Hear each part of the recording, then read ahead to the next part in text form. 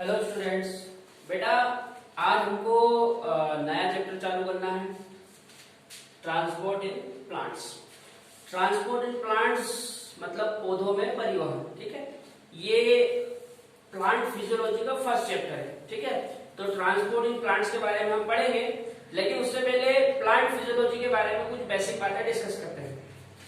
सबसे पहले तो बेटा प्लांट फिजियोलॉजी होता क्या है। ठीक है, तो it is a branch of botany in which study of vital activities and metabolism of plant। यदि सरल भाषा में कहें तो प्लांट फिजियोलॉजी बॉटनी की एक शाखा है जिसके अंतर्गत पादपों के भीतर होने वाली उपापचयी क्रिया और जैविक क्रियाओं का अध्ययन किया जाता है। ठीक है बेटा, प्लांट फिजियोलॉजी क्या है? बॉटनी की एक शाखा है। बॉटनी मतलब वनस्पतिक शास्त्र। ठीक है, तो बॉटनी की एक शाखा है जिसके अंतर्गत पौधों में होने वाली उपापचयी क्रियाएं और जैविक क्रियाओं का अध्ययन किया जाता है। ठीक है, अच्छा, प्लांट फिजियोलॉजी से रिलेटेड कुछ साइंटिस्ट हैं। जैसे सबसे पहले साइंटिस्ट हैं स्टीफन हेल्स। जो स्टीफन हेल्स है, इनको बेटा फादर ऑफ प्लांट फिजियोलॉजी कहा जाता है। क्या बोलते हैं? Father of plant physiology. दूसरे हैं जेसी बोस, इन्हें कहा जाता है father of Indian plant physiology. ठीक है, याद रहेगी बात। स्टीफन हेल्स क्या है? फादर ऑफ प्लांट फिजियोलॉजी, मतलब प्लांट फिजियोलॉजी के पिता। और जेसी बोस कौन है? Father of Indian plant physiology, जो भारतीय प्लांट फिजियोलॉजी है उसके पिता। ठीक है, नेक्स्ट ट्रांसपोर्ट इन प्लांट्स।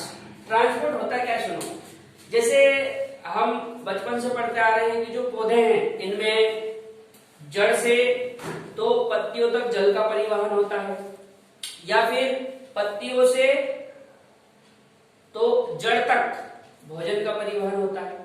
होता कि नहीं होता?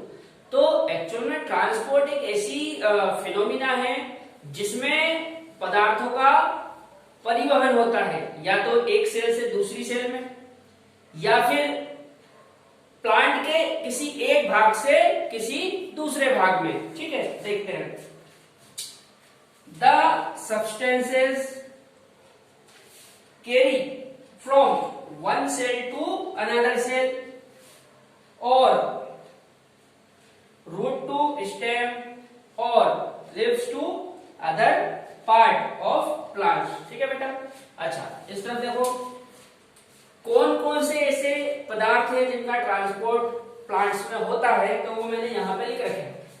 ट्रांसपोर्टेड सब्सटेंस ऑफ प्लांट, इसमें सबसे पहला है वाटर मतलब जल। दूसरा है मिनरल न्यूट्रिएंट्स मतलब खनिज पोषक। तीसरा है ऑर्गेनिक न्यूट्रिएंट्स, इन्हीं को हम बोल सकते हैं फूड सब्सटेंसेस। और फोर्थ है प्लांट ग्रोथ रेगुलेटर्स। ठीक है बेटा, ये ऐसे पदार्थ है जिनका प्लांट में ट्रांसपोर्ट होता है। अच्छा, आपको बता दूं ये सारी चीजें एनसीईआरटी में लिखी हुई है। ठीक है, आप बिल्कुल एनसीईआरटी में रीड लगाओगे तो स्टार्टिंग में ये सारी बातें लिखी हुई है। नेक्स्ट है टाइप ऑफ ट्रांसपोर्ट। देखो बेटा, ट्रांसपोर्ट दो टाइप का होता है, एक तो शॉर्ट डिस्टेंस ट्रांसपोर्ट और एक लॉन्ग डिस्टेंस ट्रांसपोर्ट। यदि छोटी दूरी के लिए ट्रांसपोर्ट हो तो बोलेंगे शॉर्ट डिस्टेंस ट्रांसपोर्ट, और यदि लंबी दूरी के लिए ट्रांसपोर्ट हो तो बोलेंगे लॉन्ग डिस्टेंस ट्रांसपोर्ट। देखो, शॉर्ट डिस्टेंस ट्रांसपोर्ट मतलब छोटी दूरी का परिवहन। अब जो छोटी दूरी का परिवहन है इसमें दो परिवहन आते हैं, एक तो पैसिव ट्रांसपोर्ट और दूसरा एक्टिव ट्रांसपोर्ट। दूसरा लॉन्ग डिस्टेंस ट्रांसपोर्ट। लॉन्ग मतलब होता है लंबा, तो जो लॉन्ग डिस्टेंस ट्रांसपोर्ट है मतलब लंबी दूरी वाला परिवहन, ये या तो जाइलम की सहायता से होगा या फिर फ्लोएम की सहायता से होगा। ठीक है, एक एक करके इनके बारे में अपन इस तरफ समझते हैं। सबसे पहले डिस्कस करते हैं बेटा लॉन्ग डिस्टेंस ट्रांसपोर्ट। ठीक है, जो लॉन्ग डिस्टेंस ट्रांसपोर्ट होता है ये वास्कुलर बंडल मतलब जाइलम और फ्लोएम की सहायता से पूरा होता है। ठीक है, अच्छा, वास्कुलर बंडल में जाइलम और फ्लोएम आते हैं। ठीक है, वास्कुलर बंडल में क्या क्या आते हैं? जाइलम और फ्लोएम। तो यदि हम जाइलम की बात करें तो जो जाइलम है इसके द्वारा जो ट्रांसपोर्ट होता है वो यूनिडायरेक्शनल होता है। कैसा होता है? यूनिडायरेक्शनल। यूनिडायरेक्शनल मतलब एक दिशा में, लाइक रूट टू स्टेम। और जो फ्लोएम होता है इससे ट्रांसपोर्ट बाई डायरेक्शनल होता है। कैसा होता है?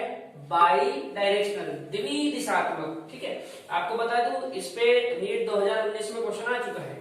2019 में क्वेश्चन पूछा था कि फ्लोएम द्वारा होने वाला ट्रांसपोर्ट कैसा होता है, तो आंसर इज बाई डायरेक्शनल। अभी बाई डायरेक्शनल कैसे होता है सुनो, इसमें ट्रांसपोर्ट बेटा सोर्स से सिंक की ओर होता है। किधर होता है? सोर्स से सिंक की ओर, सोर्स टू सिंक। सोर्स उसको बोला जाता है जहां पे फूड मटेरियल बनता है, और सिंक उसको बोलते हैं जहां पे फूड मटेरियल स्टोर होता है। ठीक है, अच्छा, सोर्स टू सिंक ये तो एक ही डायरेक्शन है। कभी कभी क्या होता है कि आवश्यकता अनुसार ये डायरेक्शन बदल जाती है, ये डायरेक्शनल सिंक टू सोर्स भी हो जाती है, इसलिए बोला जाता है बाई डायरेक्शनल। समझ में आनी बात? जो फ्लोएम में ट्रांसपोर्ट होता है वो सोर्स से सिंक की ओर होता है, लेकिन आवश्यकता पड़ने पे ये सिंक से सोर्स की ओर भी हो सकता है, इसलिए बोलते हैं बाई डायरेक्शनल ट्रांसपोर्ट। ठीक है, जाइलम द्वारा जो ट्रांसपोर्ट होता है उसका सबसे फेमस एग्जांपल है water.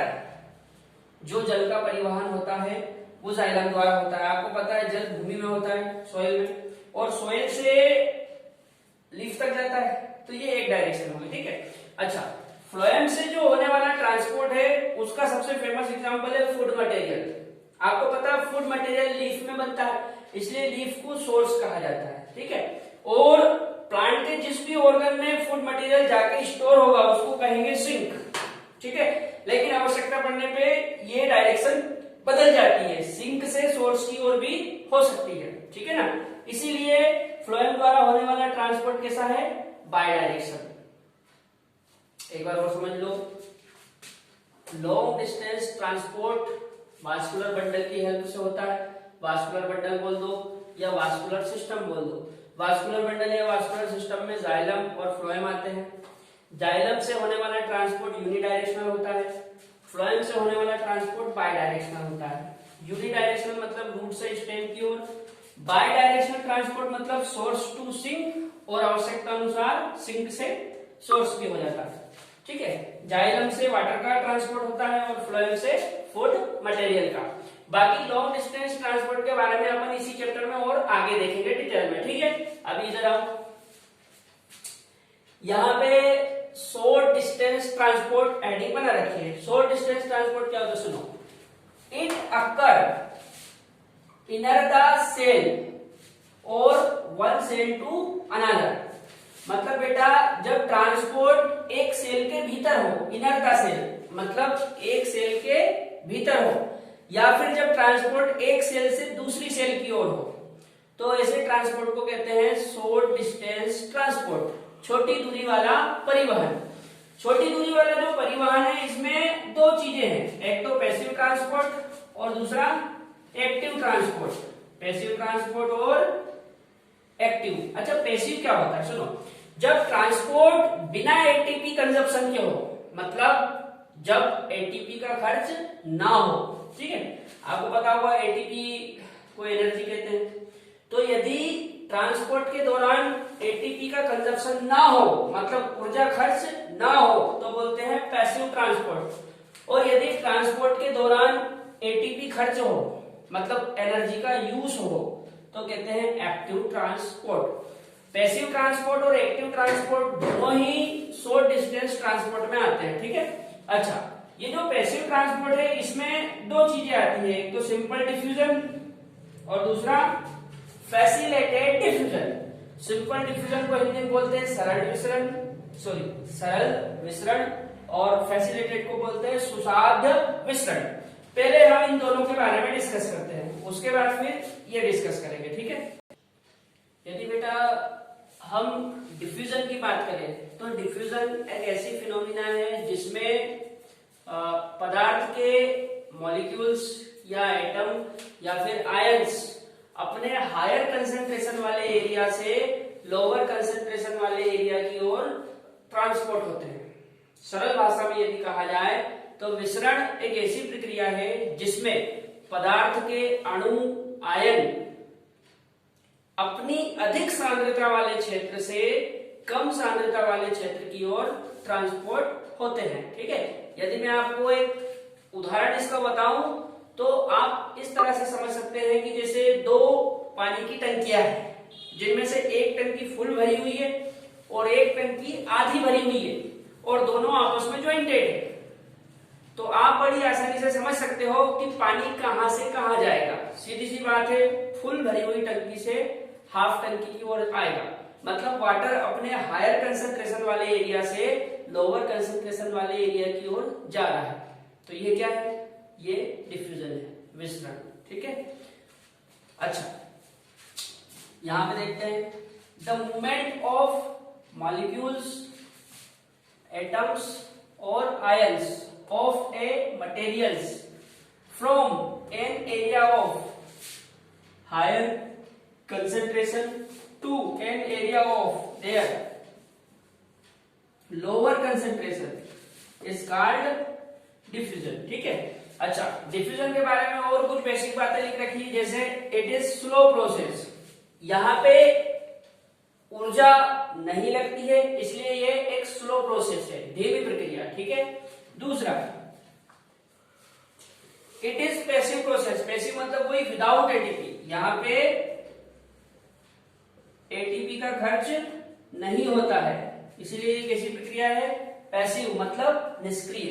Next it is very important due to it is only means for gaseous movement. जो डिफ्यूजन है ये बहुत महत्वपूर्ण है, क्यों?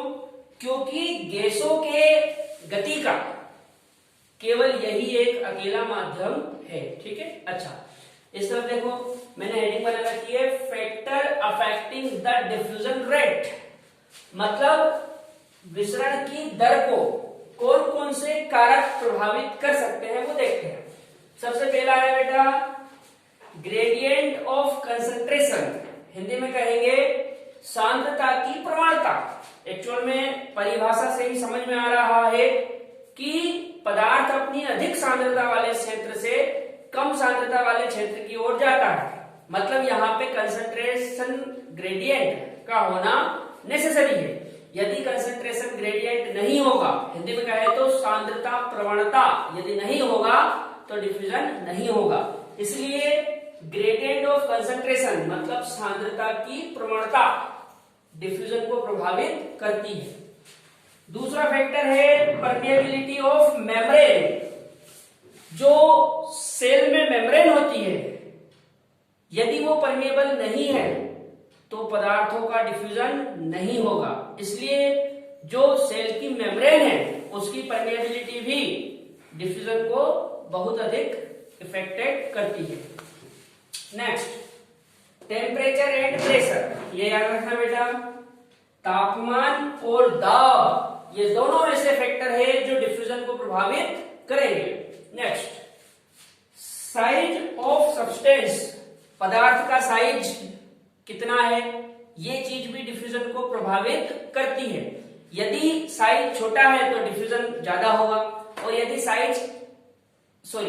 साइज कम है तो डिफ्यूजन ज्यादा होगा और यदि साइज अधिक है तो डिफ्यूजन कम होगा। देखो इधर rate of diffusion inversely proportional size of substance, मतलब पदार्थ का साइज यदि बड़ा होगा अधिक होगा तो डिफ्यूजन की रेट कम होगी। ठीक है, हमको पता है कि गैस के पार्टिकल बहुत छोटे होते हैं, गैस के पार्टिकल का साइज बहुत छोटा होता है। ठीक है, तो जब साइज छोटा होगा तो डिफ्यूजन की रेट ज्यादा होगी। इसका मतलब यह है कि गैस के पार्टिकल्स में डिफ्यूजन ज्यादा होता है, गैस से कम लिक्विड में और लिक्विड से कम सॉलिड में। यहाँ पे मैंने आपको डिफ्यूजन के बारे में समझाया।